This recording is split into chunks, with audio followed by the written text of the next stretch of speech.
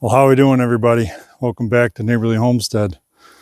As you can see, we got a little bit of ice and a little bit of snow. Not much snow. We had a storm come through yesterday, and they weren't really sure how much we were going to get. They said we could see up to like 6 inches of snow, but we were kind of in the area where it was either going to be snow or it was going to be sleet or freezing rain. Well, it started out as snow, and then it changed to freezing rain, and it stayed that way for a little while. I'm not really sure. We don't have a 1/4 inch ice, but maybe an 1/8 of an inch or so, something like that. But it's only about 20 degrees out right now, and as I showed you in the pre-roll a little bit, we got a little bit of a mess behind us here. I'm going to throw in some pictures, but the week before Christmas, we had some wild weather, up and down, cold snow and warm and tons of wind. And well, it was snapping ash trees off over on the neighbors, and our neighbors' property is close enough to ours that they were falling and reaching across our driveway and hitting the power lines. I'll throw some pictures in. The one day I had to leave for work, and the first tree was across the driveway, and Ian and I came out and did some cutting on that, just enough to get the driveway cleared and our path around the back side of it cleared. And then that was on a Friday, and the Wednesday before that, there were some trees that came down on the neighbors that took the power line down. We lost power for a few hours. We lost power Friday night for a few hours from something else. We don't know what. And then Sunday morning, we were going to leave for church, and I'll throw a picture in here now. This one ash tree got toppled by a couple others that fell and took the power line down. We couldn't get out of the driveway. So, and it took all day for the power company and tree crew to show up to take care of that. And I was all ready to take care of the tree, but when I saw that the wires were intertwined with it, I knew I couldn't do anything. So, but anyways, we got the tractor and the grapple and the forks out. We're going to get a basket brought down here. I'm going to do some cutting, try to get some of this mess cleaned up so we can at least have some of our trail around the log pile opened for riding snowmobiles and getting the tractor around and whatever else. So we appreciate you stopping by and clicking on this video. We hope that everybody had a wonderful Christmas, and I'm hoping to have this video done so that you guys can see it Monday before New Year's. But we'll just see what happens and see how that goes. So.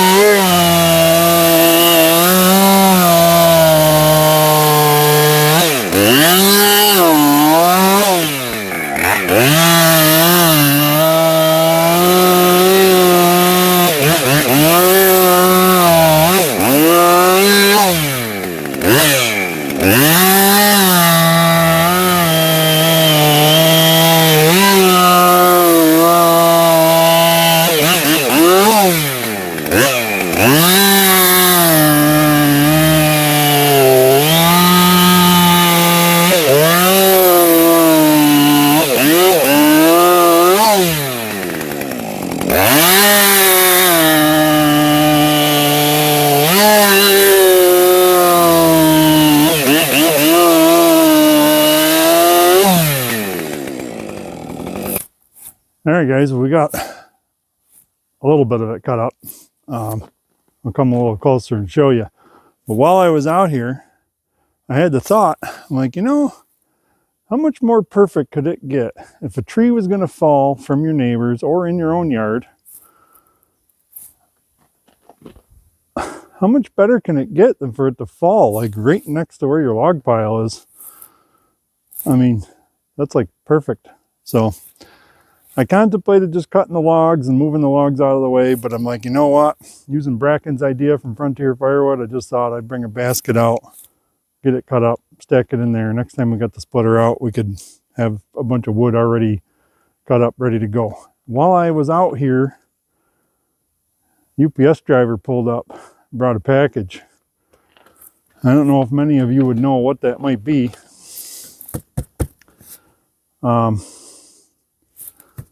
I got to get it opened up and check it out, but that is the Hody Husky. That was down at Matt at Firewood in the Fields place, down at his wood yard. He did a bunch of cutting with it. Craig from Craig's Cords to Coals had this saw also, so I'm excited to get this opened up and check it out and give it a run and see what it's all about. So, and we'll also be able to compare it to the 550. But let me show you the rounds here. So there was a couple broken limbs here, chunks that the tree crew had cut and just shoved off the driveway.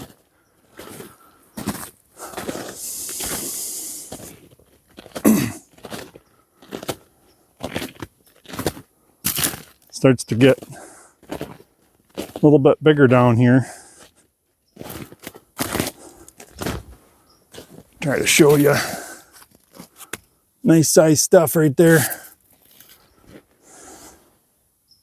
I also want to show you guys something. So I know Len and Ruth from Mercury Man Garage, they were, Ruth was wondering about gloves. Now I can't really say yet how well these gloves are going to do, but let me show them to you. So they are the Mechanics Wear Speed Knit. There's the number for you. I'll try to throw a link from Amazon down in the description. These are pretty nice so far. They're a rubber coated glove, but they're a little bit insulated. So they're a step up from the normal latex coated gloves. And the best part is you can touch your phone or your touch screens with these gloves on and it works. That's pretty slick. I'm not affiliated with these guys in any way. I bought these. They actually were a Christmas present. But Sarah got a pair too, so she's going to try them out. The other thing I will note is they fit small. And the XXL is the largest size they have, I believe. I wish they were a tad bit bigger. So keep that in mind when you're ordering. But all right, we're gonna get some of this wood in the basket right there.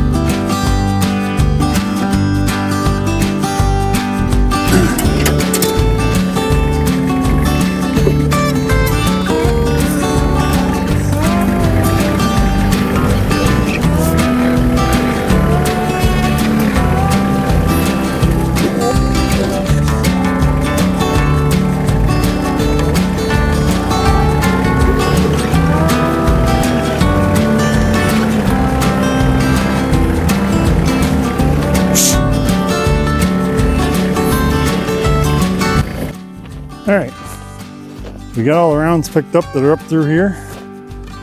I'm probably gonna go put the bucket on the tractor and try to clean up some of this debris and sticks and brush and whatnot. But it's like a bomb went off, guys. There's just sticks and stuff everywhere. And as you can see, that tree's getting a little bit bigger towards the bottom. There's a mess of other stuff laying on top of it that I will probably try to snake out of there at some point, because I know nothing's ever going to happen with it. The unfortunate thing is there's another ash there. It's got a pretty good bend in it, and our power lines are right there. And then there's one over there leaning, there's another one there. Years ago, the power company came along and wanted everybody to sign off on getting those trees cut. And as far as I know, he didn't, and that's where we're at. So,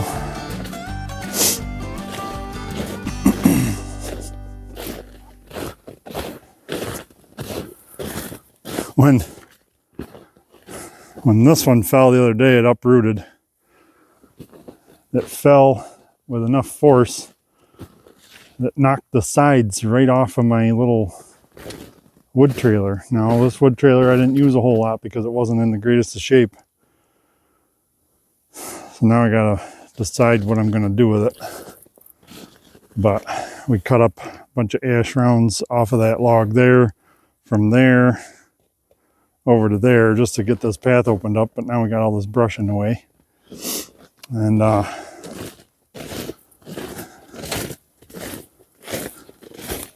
but the good news is we got a basket full of wood. Really nice solid ash. That stuff, for being dead, I don't know how many years now, that stuff is still really solid. Unlike, let me show you this stump. So this one here is the one that caused all the trouble on the one that took the lines down recently. As you can see, it just snapped, but it was split, had a crotch in it. I'll zoom in here so you can see that stump right there, root ball, and that log. That's the one we were just working on cutting up. So it's just a big domino effect. But anyways, guys, I think that's going to do it for about today's video. I am going to do some more work out here, though. Like I said, I think I'm going to use the grapple, try to clean up some of this brush. Might throw the bucket on to pick up some of the smaller sticks and stuff. Put them on the burn pile that's right there. And I got to go get that box opened up and check that out. I'm kind of excited. So stay tuned for the Husky 450 videos. We'll do a comparison alongside the 550 XPG. Kind of excited to see what it's going to do, and be a good comparison. So thanks, Brandon, for sending that saw around. Thanks, Matt, for sending it to me. And we'll get some use out of it, make some videos with it, and we'll send it on down the line. So, but appreciate you guys watching, and I think that's it. So, good Lord willing, we'll see you guys on the next one. See ya.